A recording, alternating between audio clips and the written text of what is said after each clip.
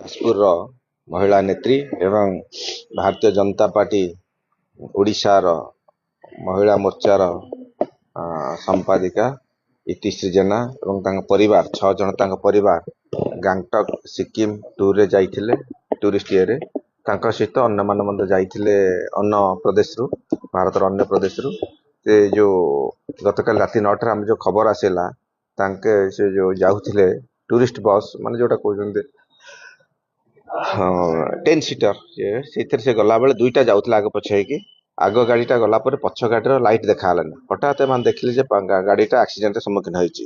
ମାନେ ସେଠି ବର୍ଷା ଏବଂ ଅନ୍ୟାନ୍ୟ ସେ ହେଇକି ଆକ୍ସିଡେଣ୍ଟର ସମ୍ମୁଖୀନ ହେଇକି ପଲଟ ଖାଇକି ମାନେ ପୁରା ଯାଇକି ତିସ୍ତା ନଦୀରେ ସବୁ ଗାଡ଼ିଟା ପହଞ୍ଚି ଯାଇଛି। ଟୁରିଷ୍ଟର ନା ସେଟା କହୁଛନ୍ତି। ତିସ୍ତା ନଦୀରେ ସେଟା ପଡ଼ିଯାଇଛି ଏବଂ ତା ଭିତରେ ତାଙ୍କର ପୁଅ ଆଉ ପୁତୁରାକୁ ସେ ଠେଲି ଦେଇଛନ୍ତି, ଯେଉଁଥିରେ ମଧ୍ୟ ସେମାନେ ବାହାରକୁ ଆସି ସିରିୟସଲି ଇଞ୍ଜୋର୍ଡ ହେଇକି ବର୍ତ୍ତମାନ ଗାଙ୍ଗଟକ୍ ଟ୍ରାନ୍ସଫର ହେଇକି ହସ୍ପିଟାଲରେ ଅଛନ୍ତି। ତେଣୁ ବର୍ତ୍ତମାନ ସୁଦ୍ଧା ଯାହା ଜଣାଉଛି, ମୁଁ ମାନନୀୟ କେନ୍ଦ୍ରମନ୍ତ୍ରୀ ଧର୍ମେନ୍ଦ୍ର ପ୍ରଧାନ ସହିତ ଯୋଗାଯୋଗ କରିଥିଲି ଆଜି ସକାଳେ। ସିଏ ମଧ୍ୟ ସିକିମର ମୁଖ୍ୟମନ୍ତ୍ରୀ ସହିତ ଯୋଗାଯୋଗ କରିଛନ୍ତି ଏବଂ ଯଥାଶୀଘ୍ର ତାଙ୍କ ରେସ୍କ୍ୟୁ ଅପରେସନ ହେବ। ଏବଂ ମୁଁ ମଧ୍ୟ ସିକିମର MP ସାଂସଦ ମହୋଦୟଙ୍କୁ ସକାଳେ କଥା ହେଇଥିଲି। ଆଜି ମଧ୍ୟ ଏବେ ଜଷ୍ଟ କଥା ହେଇଥିଲି, ଆପଣଙ୍କ ସାମ୍ନାରେ କଥା ହେଲି। ସେ ସର୍ଚ୍ଚ ଅପରେସନ ଚାଲିଛି। NDRF ଅଛି, ITBP ଏବଂ ଅନ୍ୟ ପୋଲିସ ଫୋର୍ସ ସେ ଚାଲିଛି ଏବଂ କଲେକ୍ଟର ମ୍ୟାଡାମ ଏବଂ ଆମ SP ମଧ୍ୟ ସହିତ କଥା ହେଇଛି। ସେଠିକାର ସିକିମର ଯେଉଁଟା କହୁଛନ୍ତି ନର୍ଥ ସିକିମରେ ହେଇଛି, ସେଠିକାର କଲେକ୍ଟର ମଧ୍ୟ ଉପସ୍ଥିତ ଅଛନ୍ତି ଅନ୍ ଦି ସ୍ପଟ୍ ଏବଂ ଟାଇମ୍ ଟୁ ଟାଇମ୍ ଆମକୁ ଇନଫର୍ମେସନ ସବୁ ଦଉଛନ୍ତି। ତେଣୁ ବର୍ତ୍ତମାନ ଯାହା ଜଣାପଡୁଛି, ଗୋଟେ ଲାଶ ମିଳିଛି ମାନେ ନଈର ସେପଟେ ଏବଂ NDRF ଟିମ୍ ଯେଉଁ ଯାଇଛନ୍ତି, ତାଙ୍କର NDRF ଟିମ୍ ଦୁଇଟା ଛୋଟ ଛୋଟ ନଈ ପାର ହେଇକି ବର୍ତ୍ତମାନ ରଶି ସାହାଯ୍ୟରେ ସେ ନଈ ପାର ହେଇକି ସେପଟକୁ ଯାଇକି ସେମାନେ ଯାଉଛନ୍ତି, ଚେଷ୍ଟା କରୁଛନ୍ତି ଯିବା ପାଇଁ।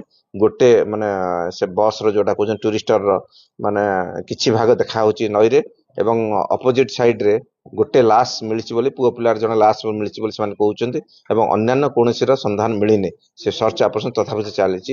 ଯଦି ସେ ବାଟରେ କୋଉଠି ଖସି ପଡ଼ିଥାନ୍ତି କି ନଈରେ ବୁଡ଼ି ଯାଇଛନ୍ତି, ସେଟା ପୁରା ସବିଶେଷ ତଥ୍ୟ ଆମେ ଘନ ଘନ ଆମେ ତାଙ୍କୁ ଫୋନ କରି ମାନେ ତଥ୍ୟ ଆଣୁଛୁ, ଯୋଗାଯୋଗରେ ଅଛୁ। ସେଠି କେମିତି ତାଙ୍କୁ ତ୍ୱରିତ ପଦକ୍ଷେପ ନିଆଯାଇପାରିବ ଏବଂ ମେଡିକାଲ ଟିମ୍ ଅଛନ୍ତି, ସେମାନେ କେମିତି ସାହାଯ୍ୟ କରିପାରିବେ, ସେଥିପାଇଁ ସବୁ ପ୍ରକାର।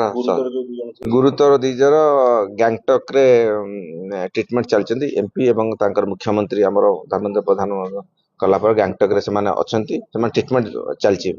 ଆଉ ଆମର ମାନ୍ୟବର ମୁଖ୍ୟମନ୍ତ୍ରୀ ମୋହନ ଚରଣ ମାଝୀ ମଧ୍ୟ ଏକ ଟିମ୍ ସିକିମକୁ ପଠାଇବା ପାଇଁ ଅଲରେଡି ଅର୍ଡର ଦେଇସାରିଛନ୍ତି ଏବଂ ରାଜ୍ୟ ମହିଳା ସଭାନେତ୍ରୀ ସହିତ ମୁଁ ମଧ୍ୟ ଯୋଗାଯୋଗରେ ଅଛି। ସିଏ ମଧ୍ୟ ତାଙ୍କ ଟିମ୍ ସିକିମ ପଠେଇବେ ବୋଲି ସେ ତାଙ୍କର ଅଛନ୍ତି ମାନେ ଇଏରେ